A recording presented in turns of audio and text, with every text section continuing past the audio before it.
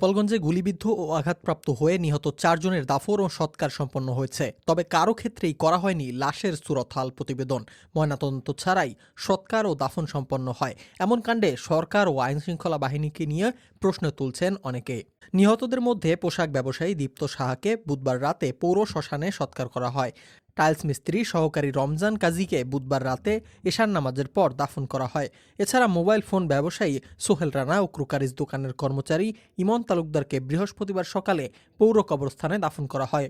জাতীয় নাগরিক পার্টির সমাবেশকে কেন্দ্র করে দিনভর হামলায়, সংঘর্ষ ও প্রাণহানির ঘটনায় বুধবার রণক্ষেত্রে পরিণত হয় গোপালগঞ্জ শহরের পৌরপার্ক ও লঞ্চঘাট এলাকা। সংঘর্ষে নিহত হন ৪ জন, ৯ জন গুলিবিদ্ধ সহ আহত হয়েছেন শতাধিক।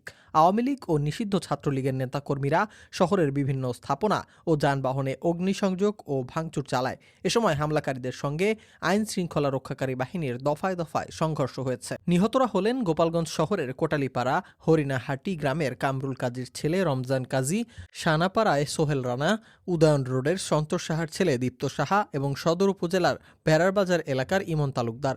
তারা আইনশৃঙ্খলা বাহিনীর গুলিতে নিহত হয়েছেন বলে পরিবার অভিযোগ করেছে।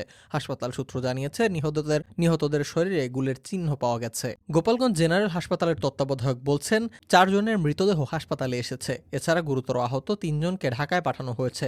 ঢাকা মেডিকেল কলেজ হাসপাতাল সূত্রে জানা গেছে, গুলিবিদ্ধ সুমন বিশ্বাস নামে এক যুবক সেখানে ভর্তি হন। তিনি পেশায় গাড়ি চালক। তার পেটে ও আঙুলে গুলি লেগেছে।